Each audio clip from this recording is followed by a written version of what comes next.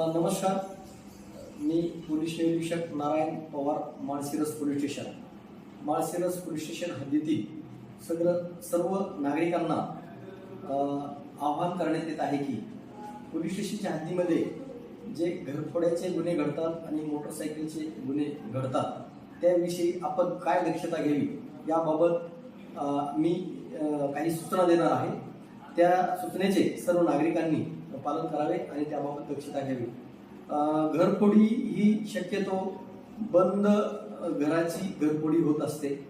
त्यामुळे नागरिकांनी आपण रात्रीच्याला झोपतेवेळी आपण ज्या रूममध्ये आपला मौल्यवान ऐवज ठेवलेला आहे त्या रूममध्येच आपण झोपलं पाहिजे किंवा आपण झोपलेल्या रूममध्येच आपला मौल्यवान ऐवज ठेवला पाहिजे आणि आपली घराची आतून कडी कोयडा व्यवस्थित लावून घेतला पाहिजे.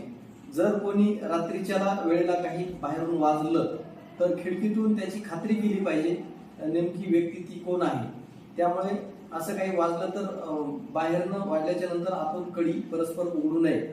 रात्रीच्याला काही संशय वाटल्यास ग्राम सुरक्षा यंत्रणेचा वापर करावा. त्या ग्राम सुरक्षा यंत्रणेच्या फोनवरून फोन करून नागरिकांना सतर्क करावे. जर ग्राम सुरक्षा यंत्रणा चालू नसेल तर आजूबाजूच्या आपल्या शेजारच्या लोकांना फोन करून त्यांना सतर्क करावे.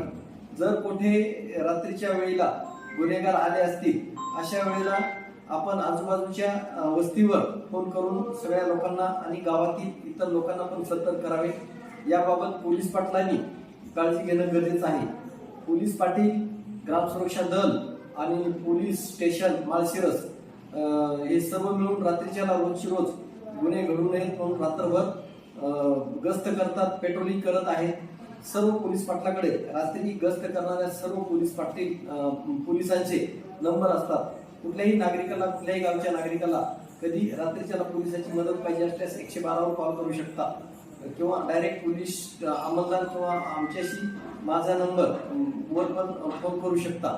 म्हणून नागरिकांनी घरफोडी होऊ नये म्हणून प्रमुख आपण जर रात्रीच्याला झोपलेला असेल तर मौल्यवान वस्तू ज्या रूम मध्ये आहेत त्याच रूम मध्ये आपण झोपावं. एका रूम मध्ये मौल्यवान ऐवज आणि आपण दुसऱ्या रूम मध्ये झोपलं तर अशा वेळेला जास्त चोऱ्या होण्याची शक्यता असते. दिवसा बाहेरनं चांगलं कुलूप लावलं पाहिजे. मौल्यवान वस्तू असेल तर आजूबाजूला ज्या लोकांना आपलं घर जेव्हा बंद असतं तेव्हा एकमेकाच्या घरावर लक्ष ठेवावं. आणि त्याचबरोबर जर आपण परगावी कुठं जाणार असेल तर शक्यतो मौल्यवान वस्तू जास्त असतील, पैसे जास्त असतील तर आपल्या घरात न ठेवता शक्यतो बँकेचा वापर करावा. आणि बाहेरगावी जर आपण कुठे जाणार असाल तर आजूबाजूच्या शेजारच्याला सांगून जावे. त्याचबरोबर मोटरसायकल चोरी ही बऱ्याच वेळा आपण साधं चहा प्यायला जरी गेलो, मोटरसायकल बाहेर लावली तर बऱ्याच वेळा चोरी गेली किंवा लगीला गेलो, मोटरसायकल बाजूला लावली, चोरी गेली, अशा घटना घडलेल्या आढळून आलेल्या आहेत. त्या दृष्टिकोनातून सर्व नागरिकांनी आपण शक्यतो हँडल लॉक बरोबर खालच्या व्हील लॉक वापरावं.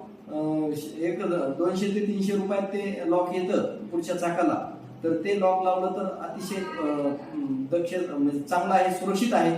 म्हणून नागरिकांनी आपल्या मोटरसायकलला त्याचं पुढच्या चाकाचं लॉक लावावं. शक्यतो आपण मोटरसायकल ज्या ठिकाणी लावलेली आहे त्या ठिकाणी आपण लक्ष ठेवलं पाहिजे किंवा आपण ज्या दुकानासमोर लावलेले आहे त्यांना सांगितलं पाहिजे की या ठिकाणी आमची मोटरसायकल लावलेली आहे.